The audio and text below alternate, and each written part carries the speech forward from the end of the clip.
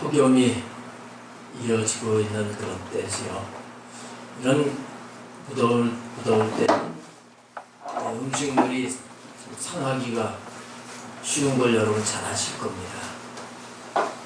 맛있던 음식도 더운 날씨에 조금 지나면 맛이 떨어지게 되죠.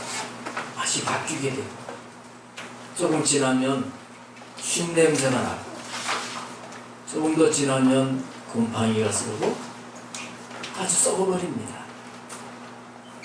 그래서 이 부패 변질되지 않기 위해서 음식을 만들어 냉장고에다 보관을 한다든지, 아니면 다시 헐 끓이면 좀 상하지 않게 돼요. 여러분, 우리가 사는 이 세상에서 우리의 신앙이 변질되고 부패하기 쉬운 것을 알아야 됩니다. 한꺼번에 확 썩어버리는 게 아니라 조금씩 맛이 달라지고 냄새가 나면서 변질되어 가듯이 우리 신앙도 그렇게 될 수가 있다고 하는 것입니다. 그래서 오늘 이 시간에는 신앙의 변질을 경계하라 하는 그런 제목을 가지고 말씀을 나누려고 합니다. 이미 우리는 앞 시간에 솔로몬에 대한 말씀을 다 알고 있습니다. 이 솔로몬은 어릴 때 왕이 되면서 하나님의 마음에 들었던 아버지의 신앙을 본받습니다. 아버지처럼 하나님 앞에서 경건하게 삽니다. 왕이 되자마자 일천번제를 드리면서 하나님 앞에 완전히 헌신하는 그런 자세를 갖습니다. 하나님의 마음이 너무 흡족하셔서 내 소원이 무엇이냐 이렇게 물으실 때 솔로몬은 다른 걸 구하지 않냐고, 하나님이 이 나라 백성을 잘 다스릴 수 있도록 지혜를 주십시오. 이것도 하나님 마음에 들었습니다. 그래서 하나님은 지혜뿐만 아니라 구하지 아니한 부귀 영광까지 주셨어요. 근데 솔로몬은 너무너무 하나님의 은혜를 감사해서 기쁜 마음으로 아버지가 그렇게 짓고 싶었던 성전을 건축을 합니다. 그 성전에 하나님이 임재하셨습니다. 영광을 나타내셨습니다. 그 모습 속에 감격해서 솔로몬은 손을 들면서 하나님 앞에 영광을 돌리고 백성을 축복했습니다. 솔로몬의 초기의 신앙은 정말 누구도 그렇게 되기가 쉽지 않은 그런 경지에 올라갔다, 이렇게 볼 수 있습니다. 그런데 솔로몬의 마지막 인생, 솔로몬의 후반부에 가서는 전혀 다른 모습이었다는 것입니다. 어떻게 사람이 이렇게 바뀔 수가 있을까 할 정도로 그렇게 달라졌어요. 자, 오늘 우리 본문 말씀 9절 10절을 말씀 한번 보시기 바랍니다. 솔로몬이 마음을 돌려 이스라엘 하나님 여호와를 떠남으로 여호와께서 그에게 진노하십니다. 여호와께서 일찍이 2번이나 그에게 나타나시고 이 일에 대하여 명령하사 다른 신을 따르지 말라 하셨으나 그가 여호와의 명령을 지키지 않았습니다. 아니, 그렇게 온전히 하나님밖에 모르는 그런 사람이었던 사람이 그 하나님을 떠나게 됐다는 겁니다. 다른 신을 섬기게 됐다는 것입니다. 그래서 하나님이 진노하셨어요. 나라를 둘러 쪼개지게 하십니다. 솔로몬에게 막 대적자들이 일어나서 쳐들어오게 만드시고요. 하나님 무섭게 징계를 하시는 말씀이 뒤에 이제 나오게 됩니다. 도대체 무엇 때문에 솔로몬이 이렇게 완전히 다른 사람의 모습으로 뛰었을까? 우리는 이것을 찾아내야 됩니다. 솔로몬이 갑자기 타락한 게 아닙니다. 자기도 모르게 내가 타락해야지, 내가 변질돼야지, 그게 아니라 솔로몬은 내가 끝까지 하나님을 잘 섬기고 싶었을 겁니다. 근데 자기도 모르게 변질이 되어서 지금 이렇게 하나님의 진노를 거기까지 가게 되었다는 거예요. 오늘 우리는 이 말씀을 잘 받아야 되겠습니다.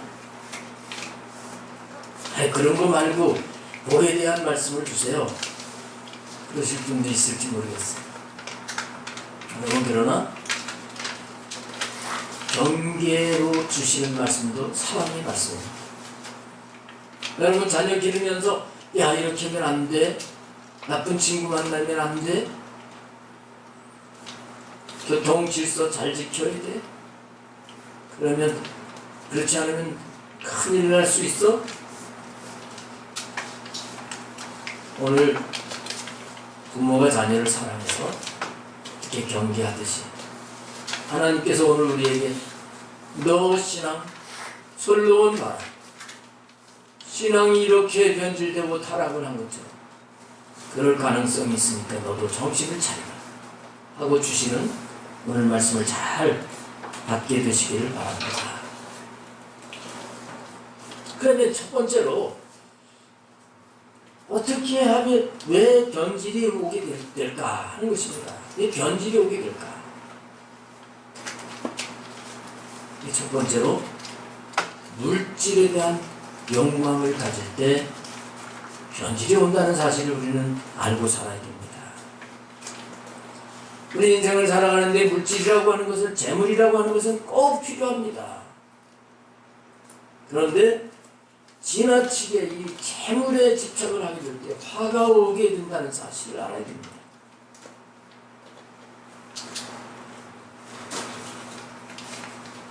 교회도 재물이 필요하죠. 사역을 하는데 물질이 필요합니다.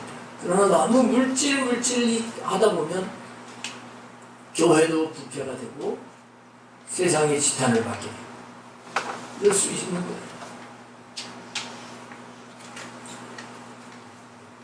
물질이 좋은 것이지만 그러나 너무 지나치게 그것을 추구하면 그게 해롭게 된다는 사실을 잊지 말아야 됩니다.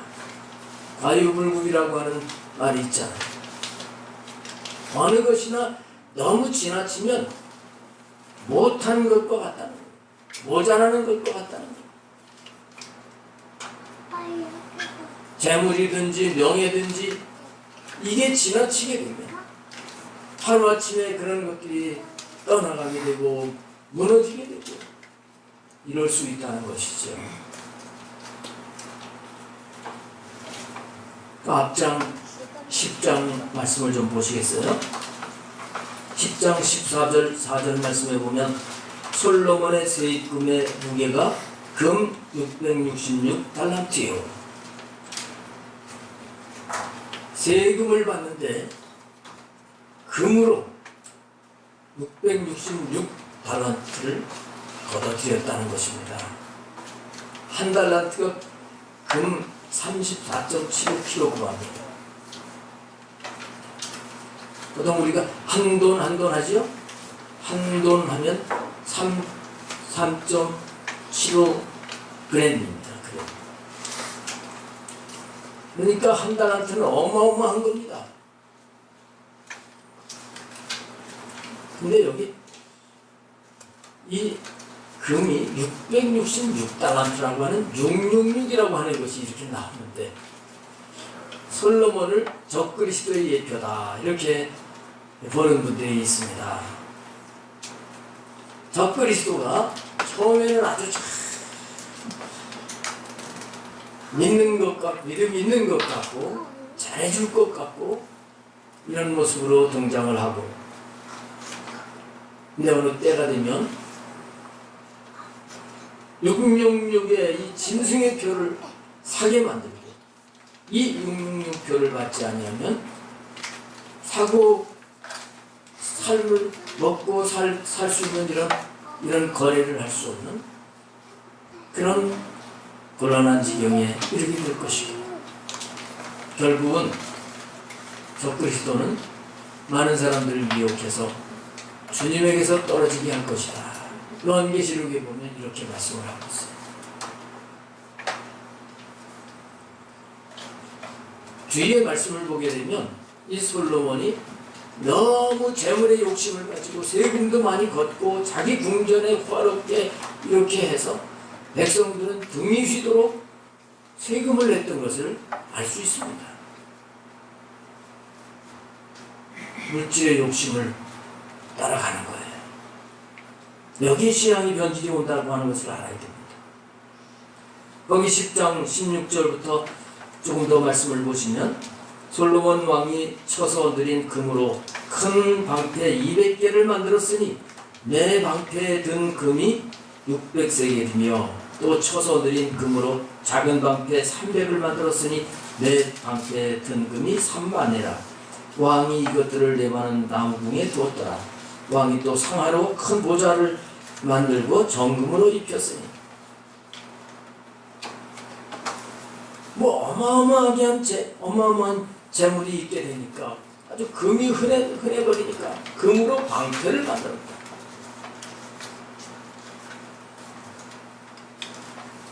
그리고 상하로 만든 침대에다가 금을 입히기도 하고요.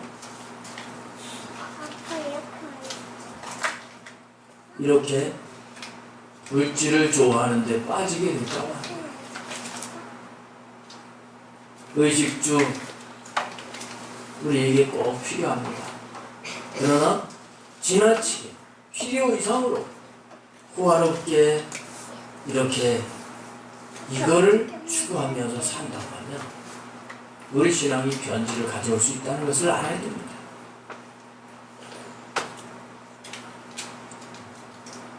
또한 반대로 보면 아무리 노력을 해도 재물이 쌓여지지 않고 가난이 있고 이런 경우도 있을 수 있어요. 이럴 때도 우리가 조심해야 됩니다. 내 중심이 물질에 가 있게 될 때 주님을 놓칠 수 있다는 거예요. 그래서 마태복음 5장에 보면 예수님께서 믿는 너희는 뭘 입을까, 뭘 마실까, 뭘 먹을까 염려하지 마라. 그건 세상 사람들이나 염려하는 것이다. 세상 사람들이 구하는 것이다. 아버지께서 너희가 있어야 될 것을 다 아시느니라. 그러면서 우리가 힘써야 될 건 뭐라고 하셨습니까? 너희는 먼저 그의 나라와 그의 의를 구하라. 그리하면 이 모든 것을 너희에게 더하시리라. 주님이 이렇게 분명히 말씀을 하셨어요. 우리는 부자 되는 게 목적이 돼서 살아가면 안 됩니다. 고린도후서 5장 15절 말씀 보면 예수 그리스도께서 우리를 위해서 죽어주신 것은 이제는 자기를 위해서 살지 말고 자기를 위해서 죽어주신 주님을 위해서 살게 하려 하심이라 그랬어요. 우리는 내 육체를 충족시키기 위한 목적으로 물질을 따라가는 자가 되지 말아야 됩니다. 나를 구원하신 주님을 따라가는 자가 되어야 됩니다. 아버지 다윗은 그런 삶을 살았어요. 아버지 다윗은 시편 16편에 보면 하나님이 나의 복이라고 그랬습니다. 하나님이 나의 기업이라고 그랬습니다. 근데 이 솔로몬은 변질이 되어가지고 물질 하나님이 이렇게 처음에 이렇게 물질을 주시니까 그 물질에 마음을 뺏겨가지고 그 재미로 살아가는 자가 되었어요. 여러분 이걸 경계로 삼으시기를 바랍니다. 주님을 복으로 알고 주님을 기업으로 알고 살아갈 때 주님은 우리의 삶을 책임져 주실 것을 믿으시기를 바랍니다. 그 다음에 두 번째로 육신의 허영심을 채우려고 할 때 신앙이 변질되는 것을 알아야 됩니다. 최초의 사람 아담이 타락한 이후로 모든 인간들은 육신의 만족을 하지 못하고 살아가는 성향을 갖게 되어 있어요.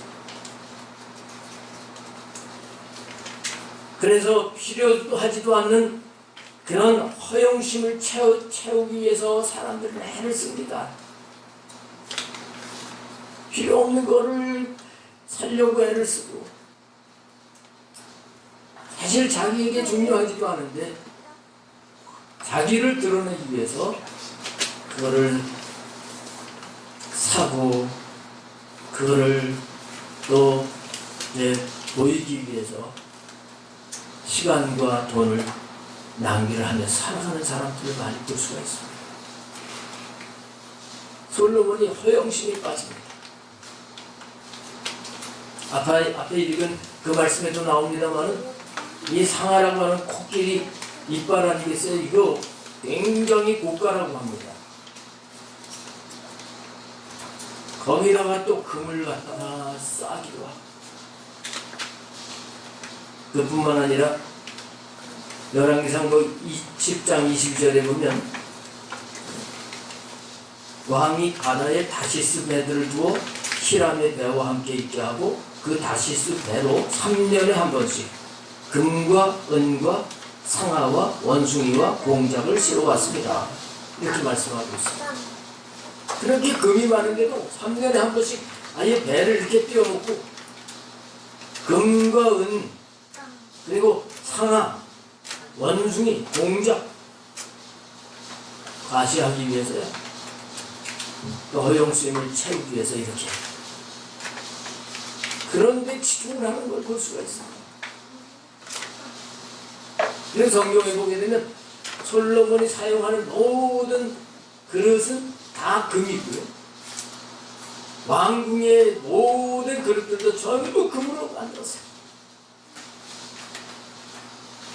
금그릇에다 먹으면 글쎄 병도 안 걸리나 모르겠습니다. 다 허영심 아니겠어요? 허영심. 우리 사람들 속에는 이 허영심이 있습니다. 우리는 이 허영심을 버려야 돼요. 특별히 우리 한국에는 체면 문화가 아주 강하다고 그러잖아요. 체면 때문에. 이게 다 자기 자랑을, 자기를 나타내기 위한 거기서 나오는 겁니다. 그래서 보이기 위해서 헛된 데에 신경을 쓰고 재물을 낭비하고 그렇게 살아가게 되는데 그렇다고 해서 만족이 옵니까? 이 허영심은 허영심으로 채워지는 게 아닙니다. 이 허영심을 버릴 때 하나님이 주시는 참 만족을 얻을 수 있다고 하는 걸 알아야 돼요. 우리는 허영심을 발견하고 이것을 버리고 나의 보배가 되시는 주님께로 더 가까이 하려고 힘쓰는 자가 되어야 될 줄로 믿습니다. 찬송가 가운데 이런 찬송 있잖아요. 안악한 마귀 날 꿰어도 주께로 날마다 더 가까이 이 세상 속한 그 허영심 또 추한 생각을 다 버리니 정결한 마음 내게 늘 주소서. 정결한 마음이 되기를 사모할 수 있기를 바랍니다. 마음이 청결한 자가 복이 있나니 천국이 저희 것입니다. 예수님 말씀하셨습니다. 허영심을 비울 때 천국이 오는 것을 알아야 됩니다. 그러나 이 허영심을 따라가게 되면 나도 모르게 그 좋았던 신앙이 변질된다고 하는 것을 알아야 됩니다. 다음에 세 번째는 자만하고 교만에 빠지면 신앙이 변질된다고 하는 것입니다. 사람들에게 인정을 받고 자기 자신이 뭔가 된 줄로 생각을 하면 그때부터 서서히 교만해지기 시작합니다. 나중에는 아무도 안 보이는 상태가 될 수 있습니다. 솔로몬이 그렇게 된 거예요. 재물이 많지요, 지혜가 많지요. 지난주의 말씀처럼 시바 여왕이 찾아와가 예물을 가지고 찾아와가지고 뭐 이게 뭐냐고 물어보고 어깨가 올라가는 거예요. 이야, 내가 제일 좋구나. 이러면서 교만이 들어가는 거예요. 교만이 들어가면 보이는 게 없어져. 하나님이 어디 보입니까? 교만하게 되면 하나님 앞에 은혜를 구하지도 않아요. 하나님은 교만한 자를 대적하시고 겸손한 자에게 은혜를 주신다고 했습니다. 하나님의 은혜가 단절되는 거예요.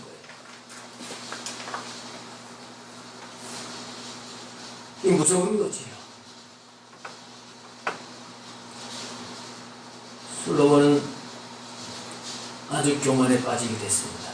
그 10장 24절 25절 말씀을 보면 온 세상 사람들이 다 하나님께서 솔로몬의 마음에 주신 지혜를 들으며 그의 얼굴을 보기 원하여 그들이 각기 예물을 가지고 왔으니 곧 은그릇과 금그릇과 의복과 갑옷과 향품과 말과 노새라 해마다 그리하였더라.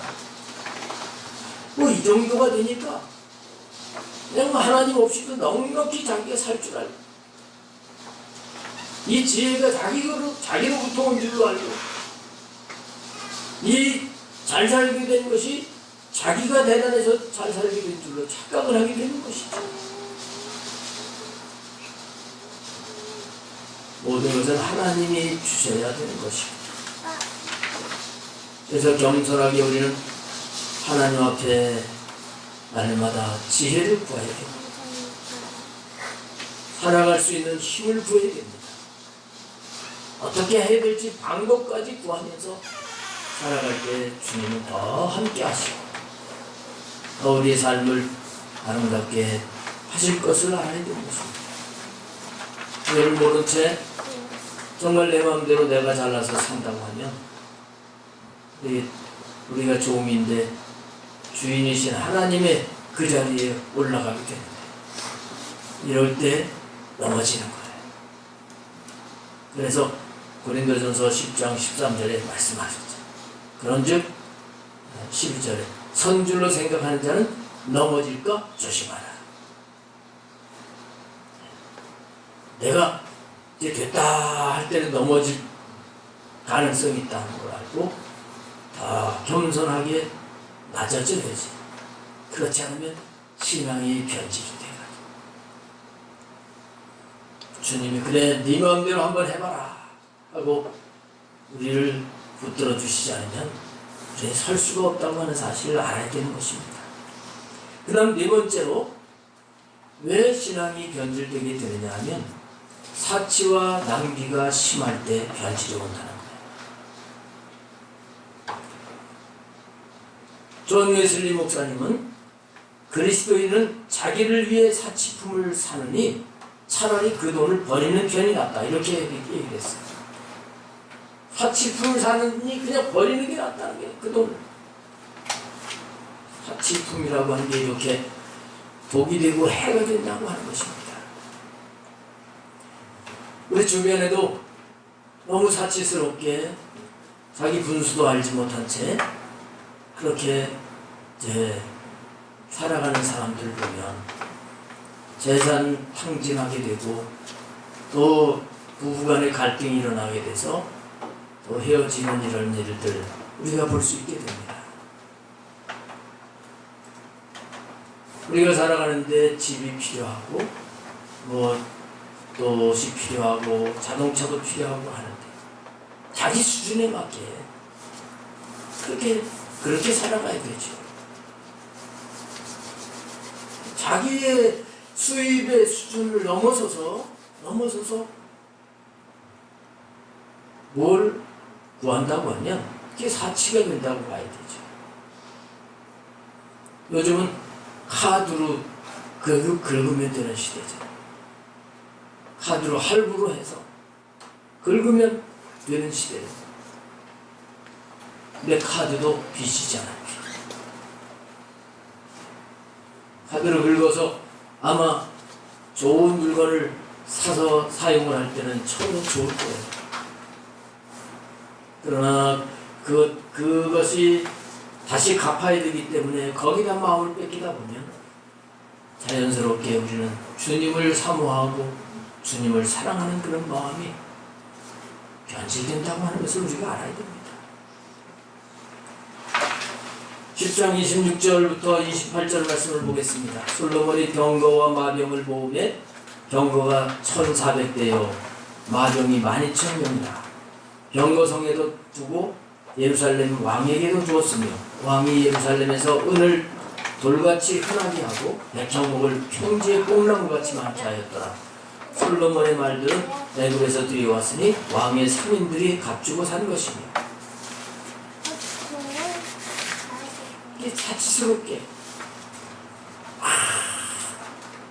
사고 뭐 계속 샀다.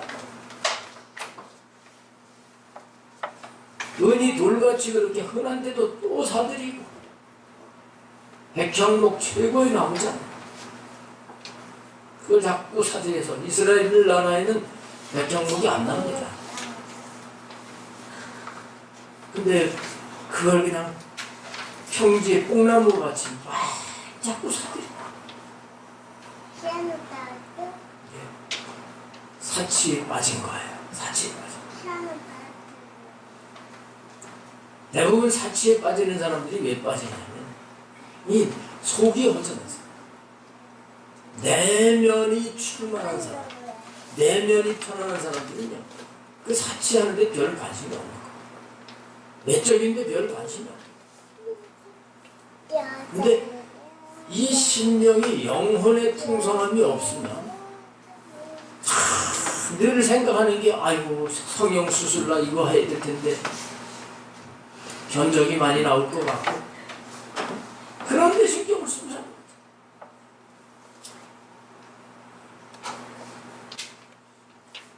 우리는 속사람을 단장을 해야 됩니다. 하나님은 외모를 보지 않고 중심을 보신다 그랬어. 이 내면을 아름답게 단장하려고 해서 외적으로 사치하는 것 붙이고 달고 그거 우리 하나님은 관심이 없으셔.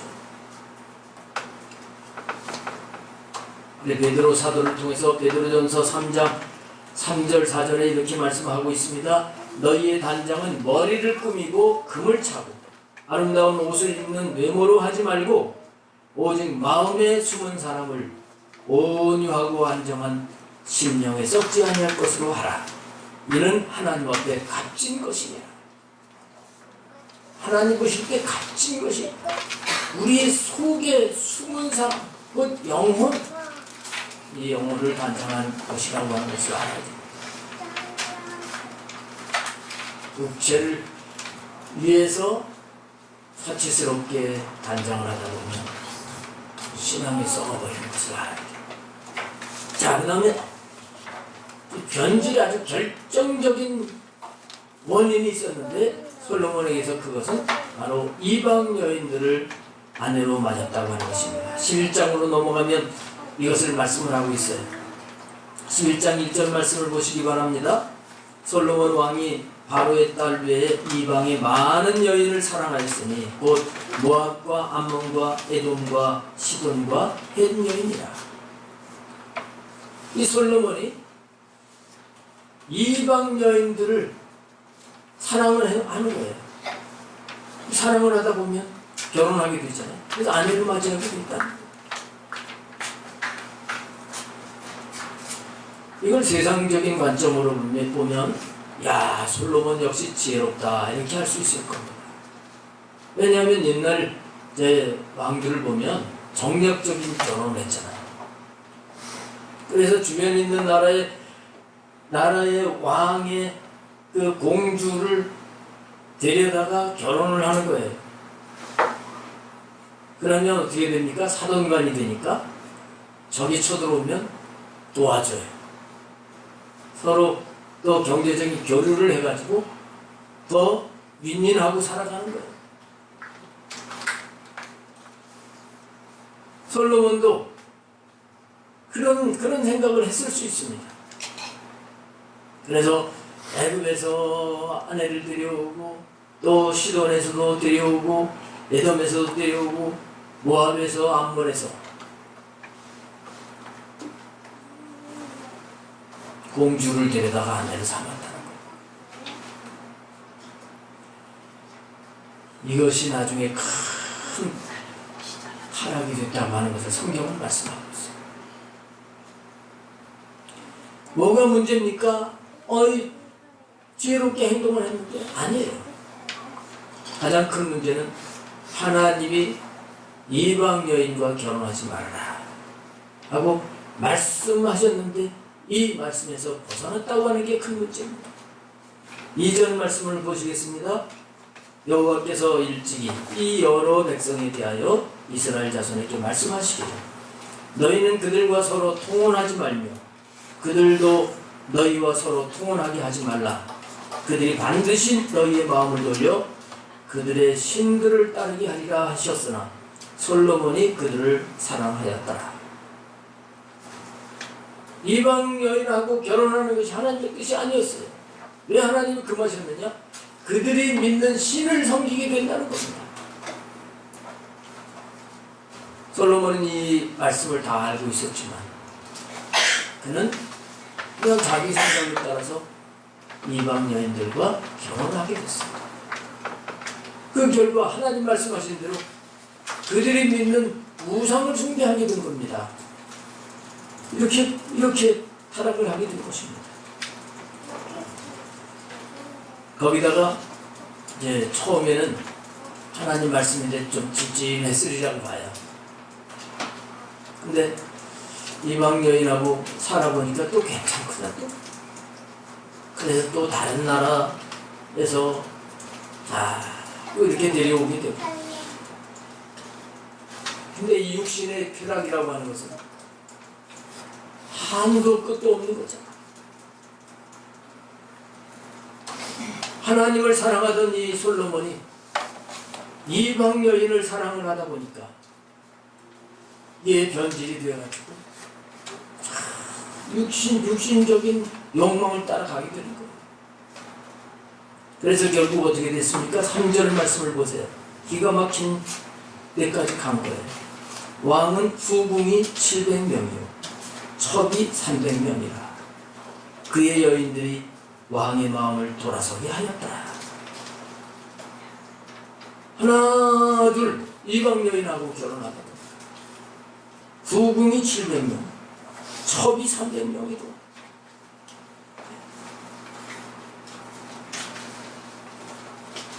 이런 상태에서 하나님 잘 섬길 수 있겠어요? 하나님에게서 떨어질 수밖에 없습니다. 하나님 말씀 염두에 없는 거예요. 신명기 말씀에 보면 하나님께서 왕은 아내를 많이 두지 말라고 분명히 말씀했어요. 신명기 17장 17절입니다. 그에게 아내를 많이 두어 그의 마음이 미혹되게 하지 말 것이며 자기를 위하여 은금을 많이 쌓지 말 것이니라. 은과 금도 많이 쌓지 말라고 하셨는데 그 말씀도 어겼고 아내를 많이 두지 말라고 하신 말씀도 어겼고 얘는 말씀 그게 무슨 중요하냐? 제멋대로 사는 자가 된 것입니다. 그리고 그 대신 그 이방 여인들이 섬기던 우상을 숭배하게 된 겁니다. 자, 4절 말씀을 한번 보시죠.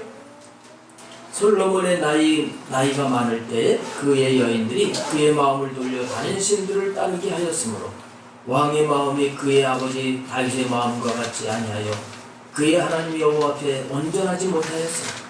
자, 여기 보게 되면 이렇게까지 타락을 하게 된 것은, 우상숭배까지 하게 된 것은 나이가 많을 때라고 하는 것을 기록을 하고 있습니다. 처음에는 우상숭배 할 걸 생각을 하지 않은 겁니다.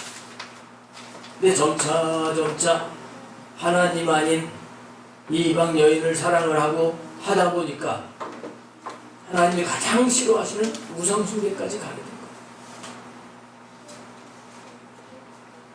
요즘은 댐을 건설하는데 시멘트로 해서 건설을 대부분 그렇게 하지만 그전에는 흙을 쌓아가지고 이렇게 댐을 만들고 했잖아요. 근데 그 댐에 작은 구멍이 나서 물이 졸졸 나올 때 이거를 심각하게 생각하고 그거를 막지 않으면 이 물이 점점 이제 더 쏟아져 내려서 댐이 붕괴가 되는 거죠. 솔로몬은 조그만 변질에서부터 시작됐는데 이 댐의 작은 구멍 하나를 막지 않고 방치를 해줘가지고 지금 완전히 댐이 무너져서 엄청난 피해가 오는 여기까지 가게 된 것입니다.